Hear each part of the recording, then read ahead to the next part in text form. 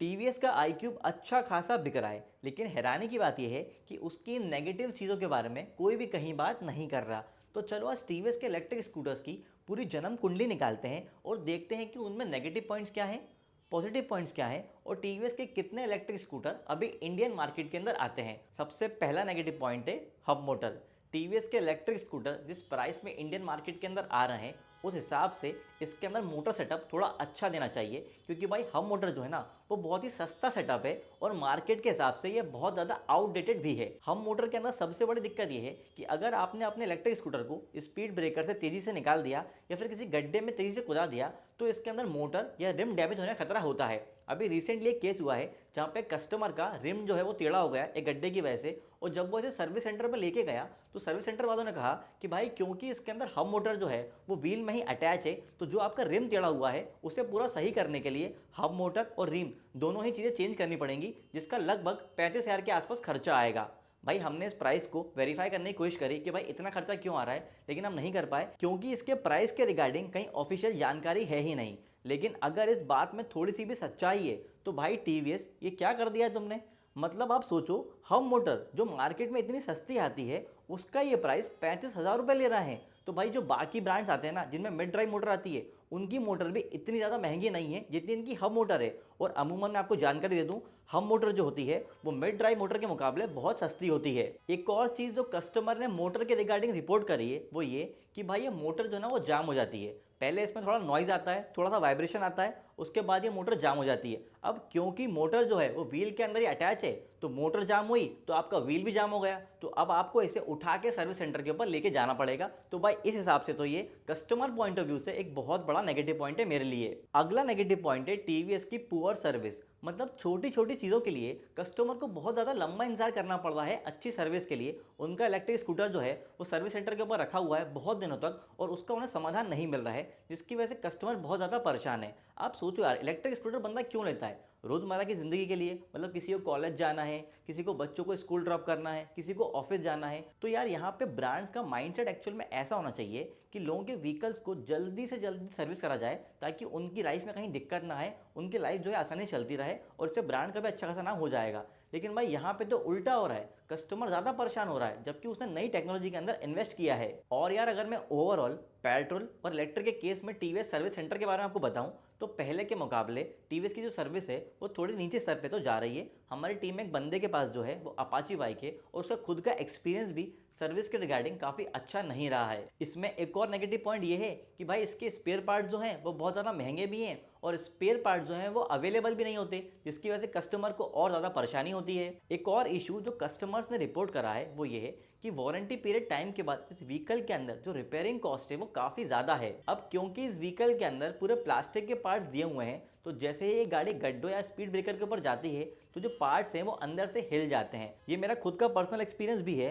मैंने ज़्यादातर आई क्यूब के ओनर्स में देखा है कि उनकी गाड़ियों में जो पीछे वाली नंबर प्लेट होती है भाई वो पूरे टाइम हिलती रहती है, क्योंकि जो पीछे वाली नंबर प्लेट की जो पूरी असेंबली लाइन है वो बहुत ही ज़्यादा वीक है। यहाँ पर आप ये मान के चलो कि वारंटी पीरियड टाइम तक तो आप मैनेज कर लोगे, क्योंकि कोई भी ऐसा पार्ट जो वारंटी के अंदर कवर होता है उसे चेंज या रिपेयर कराने के लिए आपकी उतनी ज़्यादा कॉस्ट नहीं लगेगी। लेकिन जैसे ही वारंटी खत्म होगी उसके बाद इसकी मेंटेनेंस कॉस्ट बहुत ज़्यादा बढ़ जाएगी, तो आपको ज़्यादा पैसे खर्च करने पड़ेंगे क्योंकि इस व्हीकल की जो ओवरऑल बिल्ड क्वालिटी है वो उतनी स्ट्रांग नहीं है। एक इशू ये भी है कि इनका जो पोर्टेबल चार्जर है वो बहुत जल्दी खराब हो रहा है, जिसको लेके कस्टमर्स ने इनके इश्यूज जो हैं वो रिपोर्ट करे हैं।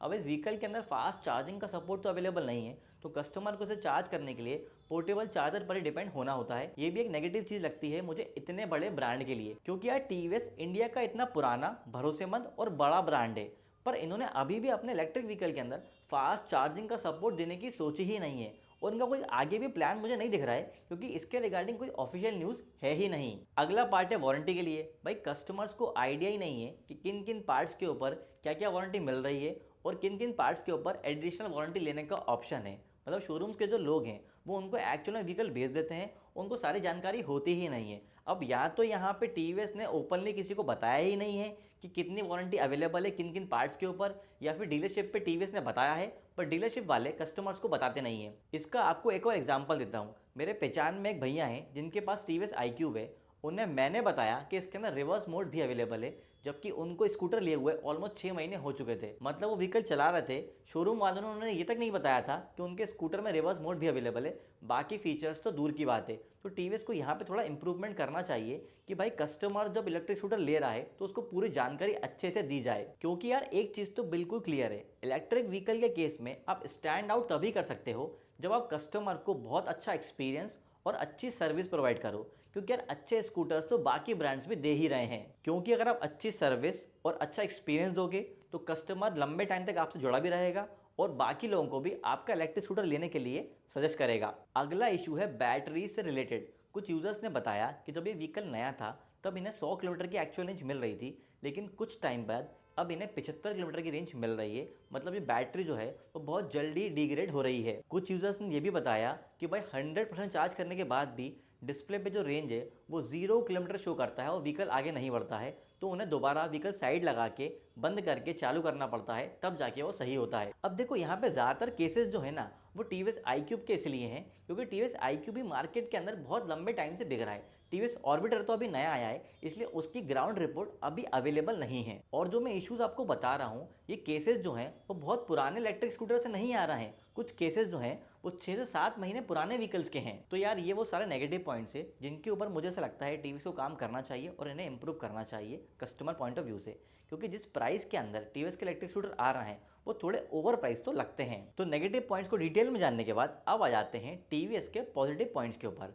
भाई टीवीएस बहुत पुराना ब्रांड है, भरोसेमंद ब्रांड है और इंडिया का one of the largest brand है। इनका डीलरशिप नेटवर्क जो है वो अच्छा खासा बड़ा है, छोटी छोटी सिटीज़ के अंदर, और बल्कि मैं तो ये कहूँगा छोटे छोटे गाँव के अंदर भी आपको इनके इलेक्ट्रिक स्कूटर्स जो है वो मिल जाते हैं। मैंने देखा है टीवीएस iQube जो है वो गाँव के अंदर भी दिख जाती है, क्योंकि उसका एक शोरूम जो है वो भी अवेलेबल है। और अच्छी बात यह है कि शोरूम होने के साथ साथ टीवीएस का सर्विस सेंटर जो है वो भी छोटी सिटी और गाँव के अंदर अवेलेबल है। और यही कुछ बड़ी वजहों में से एक बड़ी वजह है कि टीवीएस के इलेक्ट्रिक स्कूटर इतने ज़्यादा बिक रहे हैं। अगला पॉजिटिव पॉइंट है टीवीएस iQube का लुक। भाई टीवीएस iQube का जो लुक है ना वो नॉर्मल स्कूटर्स की तरह ही दिखता है।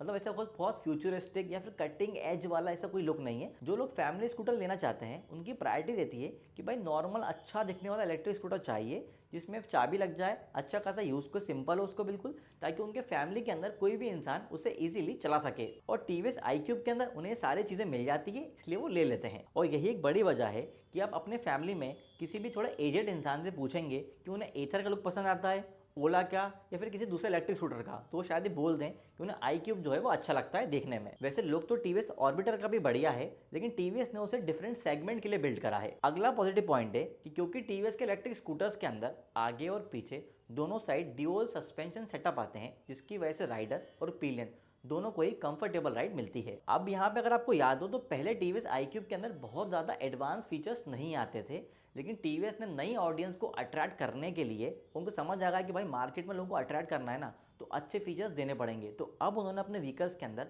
थोड़े अच्छे फीचर्स देना स्टार्ट कर दिया है। एक और पॉजिटिव पॉइंट है बड़ा बैटरी पैक।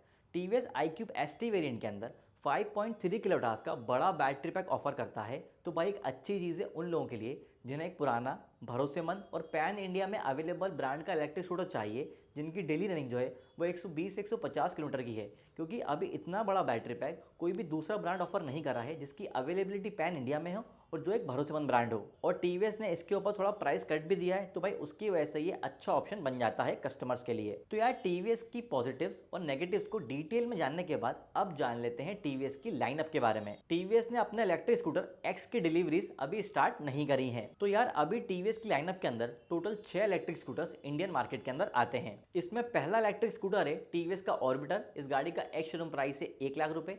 इसके अंदर 3.1 किलोवाट का बैटरी पैक है। इसकी आईडीसी रेंज 158 किलोमीटर से एक्चुअल में आपको 100 से 110 किलोमीटर की रेंज मिल जाएगी। और स्कूटर को 0 से 80% चार्ज करने में 4 घंटे 10 मिनट का टाइम लगता है। इसके अंदर कम पावर की 2.5 किलोवाट की हम मोटर दी हुई है। इसकी top speed 68 kilometre per hour है। 0 से 40 जाने में से 6.8 सेकंड का टाइम लगता है। और इसके अंदर 34 लीटर का बूट स्पेस है। टीवीएस की पूरी लाइनअप के अंदर सबसे बड़ा बूट स्पेस टीवीएस ऑर्बिटर के अंदर ही दिया हुआ है 34 लीटर का। इसके अंदर फ्रंट में 14 इंच का अलॉय व्हील है, ड्रम ब्रेक है, टेलीस्कोपिक सस्पेंशन है और रियर में 12 इंच का हब व्हील है, ड्रम ब्रेक है और ट्विन शॉक एब्जॉर्बर है। अगर मैं डिस्प्ले की बात करूं तो इसके अंदर 5.5 इंच का LCD डिस्प्ले है, जिसमें आपको turn by turn navigation, Bluetooth, call alerts, geo fencing, time fencing और एंटी थेफ्ट अलर्ट जैसे फीचर्स मिल जाते हैं। अब मैं आपको वारंटी के बारे में बता देता हूँ। इसमें आपको बैटरी और व्हीकल के ऊपर स्टैंडर्ड वारंटी 3 साल या 50,000 किलोमीटर की है, और अगर आप 6,000 रुपये एक्स्ट्रा पे करते हो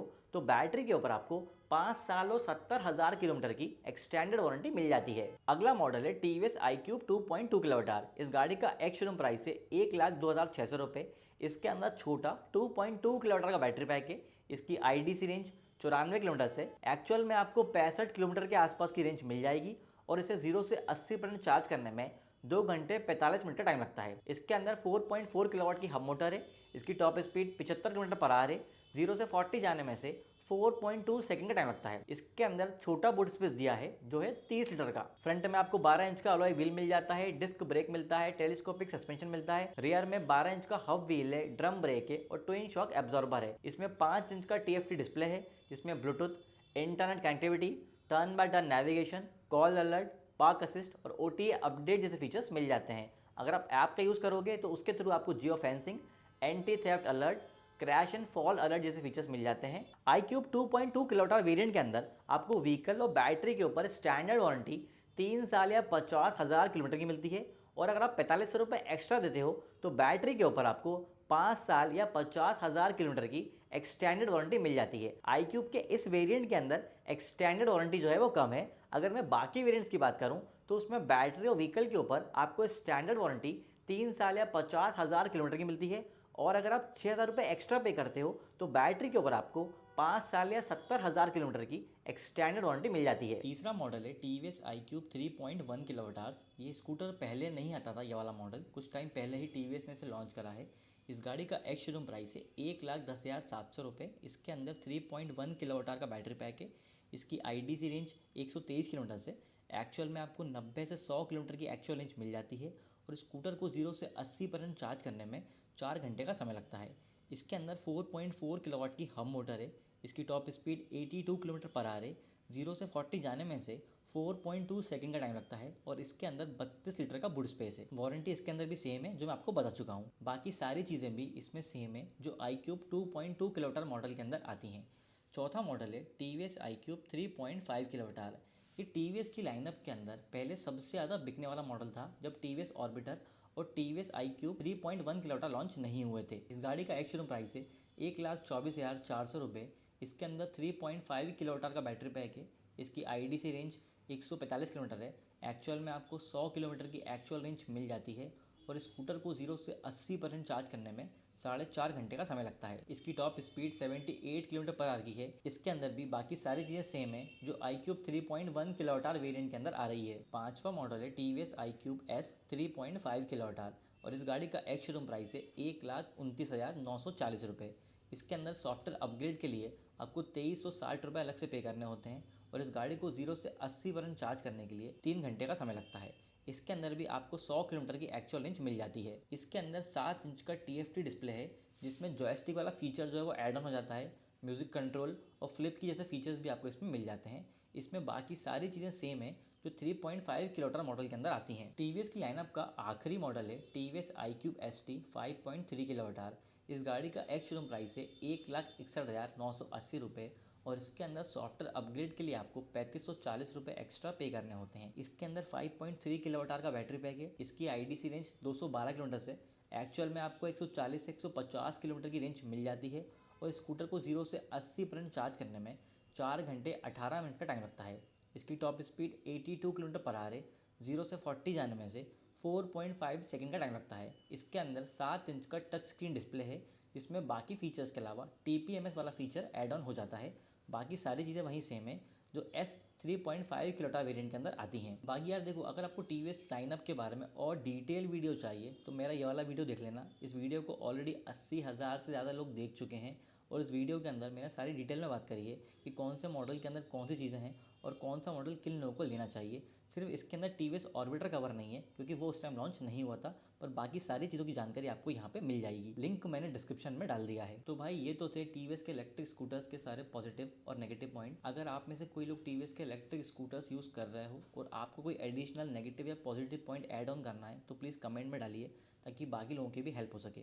आप मुझे बताओ कमेंट करके कि अगला ब्रांड आपको कौन सा जानना है जिसके बारे में मैं पूरा नेगेटिव पॉजिटिव आपको डिटेल में बताऊं। बाकी इलेक्ट्रिक गाड़ी के ऐसे ही डिटेल वीडियोस के लिए दिल टू टॉप हैकर को सब्सक्राइब कर लीजिए।